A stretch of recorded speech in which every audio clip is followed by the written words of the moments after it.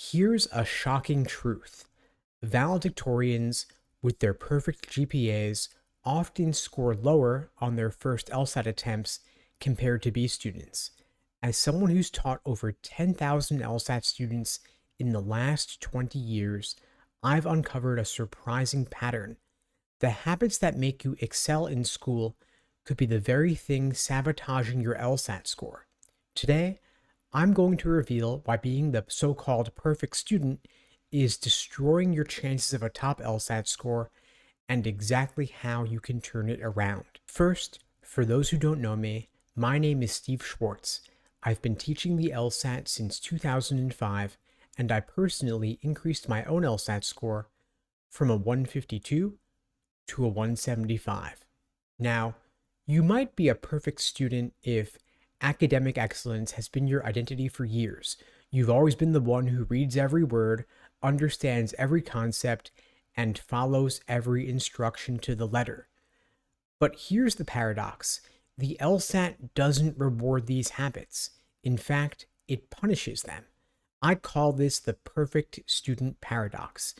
It's not that you're not smart. It's just that the skills that got you that 4.0 GPA don't translate to LSAT success. Let me break this down for you. I'm going to share with you the 3 deadly academic habits that tank LSAT scores. First, let's talk about the perfectionist's trap. If you're used to reading every single word carefully, taking excruciatingly detailed notes, and double-checking everything, that's a great strategy for school, but on the LSAT, this is a total disaster. Here's why. First, the LSAT is a timed test, so spending extra time on one question means you're sacrificing time you need for others. Secondly, overanalyzing leads to something called analysis paralysis, where you freeze up because you're so focused on tiny details that don't really matter. And forget about time management because you'll never finish the test if you approach it like an academic paper. Now compare this to B students. They're used to skimming, finding the main idea, and moving on quickly. They've been trained to prioritize efficiency over perfection, and efficiency is exactly what the LSAT rewards. The second habit is what I call the deep understanding curse. You've been trained to master every concept before moving on, and that's why you're so good in the classroom. But on the LSAT, the same mindset will trap you. You might spend 5 minutes trying to understand a complex argument fully, only to realize later that you didn't need that level of depth. Worse, you'll overthink simple questions because you assume there's some kind of trick to them, that the answer can't be that easy. And when you don't know the answer, you freeze because guessing feels like failure. B students, on the other hand, are okay with partial understanding. They don't need everything to be perfect. They're comfortable saying, this is good enough, and moving on. And that's why they often outperform their perfectionist peers on the LSAT. Now finally, there's the authority trap. Straight A students are taught to follow instructions, listen to their teachers, and trust the process. But on the LSAT, that actually backfires, because when you rely too much on formulas and rules, you struggle the moment the test presents something unexpected. You become rigid and lose the adaptability that the LSAT demands. In contrast, B students naturally question authority. They're comfortable breaking the rules when they need to, creating their own strategies, and adapt on the fly.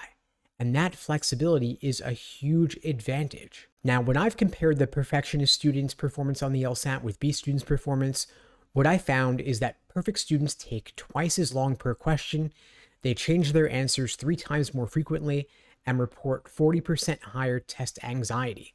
Their habits, designed for academic success, actually sabotage their LSAT performance. Now, if you're a perfectionist, you're probably thinking, great, now what do I do? But don't worry, I've developed a solution for this. It's called the Academic Detox Protocol, and it's designed to help you unlearn the habits that are holding you back.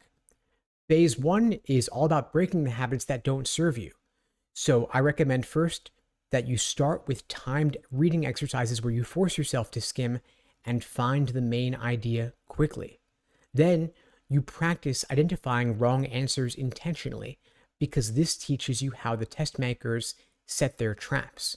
And you want to do some study sessions where you work deliberately fast. Your goal here isn't accuracy, it's to break the perfectionist mindset and gear up for the pacing that you're going to need on LSAT test day itself.